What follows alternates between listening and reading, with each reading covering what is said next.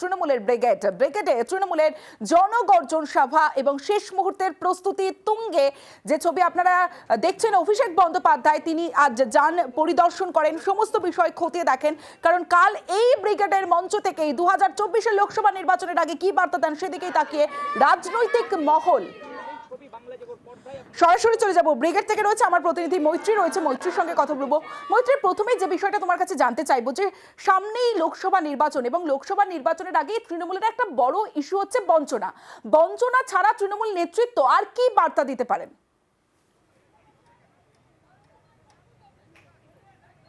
দেখো, মূলত এই জনগর্জন সভা যার প্রস্তুতি এই মুহূর্তে একেবারে চূড়ান্ত পর্যায়ে রয়েছে, সেই জনগর্জন সভার মূল সুর বাঁধবে কেন্দ্রীয় বঞ্চনার বিষয়টি মূলত উঠে আসবে। কিন্তু তার সঙ্গে সঙ্গে সার্বিকভাবে রাজ্যকে যেভাবে রাজ্য বঞ্চনার শিকার হয়েছে এবং রাজ্যের সার্বিক পরিস্থিতি এবং বিরোধীদের যে বারবার করে উঠে আসছে তৃণমূলের বিভিন্ন নেতানেত্রীর মুখে যে বক্তব্যটা শোনা যাচ্ছে যে বিভাজনের রাজনীতি, তার বিরুদ্ধে সরব হওয়ার এবং বিজেপিকে যাতে কোনো ভোট না দেওয়া হয়, নো ভোট টু বিজেপি, সেই বক্তব্যে তারা কিন্তু বারবার সরব হয়েছেন বিভাজনের রাজনীতির প্রসঙ্গে। এবং আজকেও নরেন্দ্র মোদী তিনি শিলিগুড়িতে যে বক্তব্য তিনি রেখেছেন তার পরিপ্রেক্ষিতে তৃণমূল নেতৃত্বের তরফ থেকে যে বক্তব্য সামনে এসেছে তাতে কিন্তু বারবারই বিভাজনের কথা উঠে এসেছে। অর্থাৎ একদিকে যখন কেন্দ্রীয় বঞ্চনার বিরুদ্ধে সোচ্চার হওয়া এবং সেখানে অন্যদিকে তেমনি বিরোধীদের যে পরিস্থিতি রয়েছে এবং বিজেপির তরফ থেকে যে অবস্থান নেওয়া হয়েছে, ফলে বিজেপিকে একদিকে কেন্দ্রীয় বঞ্চনার বিষয়ে তাদেরকে বেধা এবং তার সঙ্গে সঙ্গেই বিভাজনের যে রাজনীতি এই মুহূর্তে রাজ্যে দেখা যাচ্ছে সেটা নিয়ে কিন্তু বড় সড়ো তীর দেখা দিতে পারে, সে নিয়ে কিন্তু বার্তা আসতে পারে তৃণমূল নেতৃত্বের তরফ থেকে। এবং তার পাশাপাশি অন্য বিরোধীরা অর্থাৎ কংগ্রেস এবং বামেদেরও কিন্তু বিরুদ্ধে এখানে বক্তব্য শোনা যেতে পারে যে কি বার্তা থাকে। কারণ এর আগে একাধিক ক্ষেত্রে দেখা গিয়েছে কংগ্রেসের সঙ্গে সিট সমঝোতা এখনো পর্যন্ত হয়নি, সেক্ষেত্রে তৃণমূল কংগ্রেস তারা 42টি আসনেই লড়ার দিকে এগোচ্ছেন। ফলে সেই জায়গায় দাঁড়িয়ে কংগ্রেস, বিজেপি এবং বামেদের বিরুদ্ধে মূলত বার্তা থাকবে যে একেবারে তৃণমূল কংগ্রেস তারা একাই লড়ছেন এবং রাজ্যের জন্য তারাই আন্দোলন করছেন, তারাই অপরিহার্য, তেমনই বার্তা থাকতে পারে বলে কিন্তু রাজনৈতিক মহল মনে করছে। অন্যদিকে তোমার কাছে জানতে চাইবো, এই যে তৃণমূল নেতৃত্বের তরফ থেকে বারবার বলা হচ্ছে যে রবিবারের ব্রিগেড সমাবেশ মানেই চমক থাকছে, সেই চমক কি যোগদান?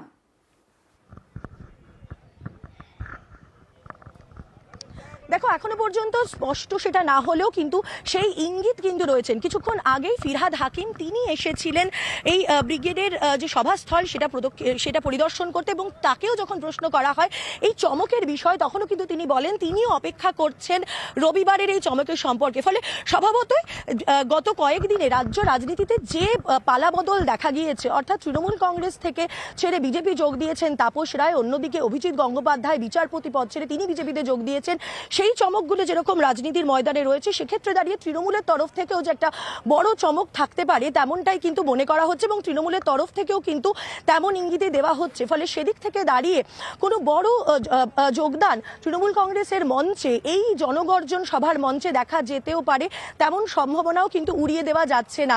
সার্বিকভাবে জনগর্জন সভা কিন্তু সুর বেঁধে দিতে চলেছে লোকসভা নির্বাচনের আগে তৃণমূল কংগ্রেসের তরফ থেকে, রাজ্যের শাসক দলের তরফ থেকে কি বার্তা থাকবে, কোন লক্ষ্যে কোন বিষয় নিয়ে তারা বিরোধীদের আক্রমণ করবেন এবং এই লোকসভা নির্বাচনের মঞ্চে তারা নামবেন, সেই বার্তাগুলোই কিন্তু একেবারে তৃণমূল সুপ্রিমো মমতা বন্দ্যোপাধ্যায় এবং সর্বভারতীয় সাধারণ সম্পাদক অভিষেক বন্দ্যোপাধ্যায়ের তরফ থেকে কিন্তু শোনা যাবে, তেমনটাই মনে করা হচ্ছে। এবং তারা কিন্তু সোজাসুজি জনগণের মধ্যে পৌঁছে যাবেন, যেটাও কিন্তু এবারের ব্রিগেডের যে সভা, যে মঞ্চ দেখা যাচ্ছে সেখানেও কিন্তু এটা একেবারে অভিনব, একেবারে 330 ফুট লম্বা, একেবারে সাধারণ মানুষের মধ্যে পৌঁছে যাবেন তৃণমূলের সুপ্রিম লিডাররা। সেখানে গিয়ে তারা নিজেদের বার্তা পৌঁছে দেবেন, সেখানে গিয়ে লোকসভা নির্বাচনের জন্য তৃণমূল কংগ্রেসের আন্দোলন এবং তৃণমূল কংগ্রেসের প্রচারের যে সুর হবে সেটা যে তারা বেঁধে দেবেন, সেটাই মনে করা হচ্ছে। তমশ্রী।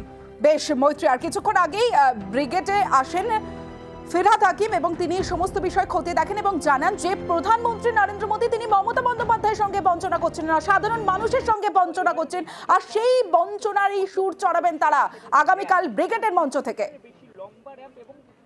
আমি প্রধানমন্ত্রীকে আবার বলছি, আপনি আচরি ধর্ম পরের শেখাও। গরিব মানুষের টাকা মেরে দিচ্ছে, গরিব মানুষের টাকা দিচ্ছে না। মমতা বন্দ্যোপাধ্যায়কে বঞ্চনা করছেন না, করছেন বাংলার সাধারণ মানুষকে, গরিব মানুষকে বঞ্চনা করছেন। তার বিরুদ্ধে মমতা ব্যানার্জি আওয়াজ তুলবেন, সেই আওয়াজ বাংলা থেকে গিয়ে দিল্লি পর্যন্ত পৌঁছবে।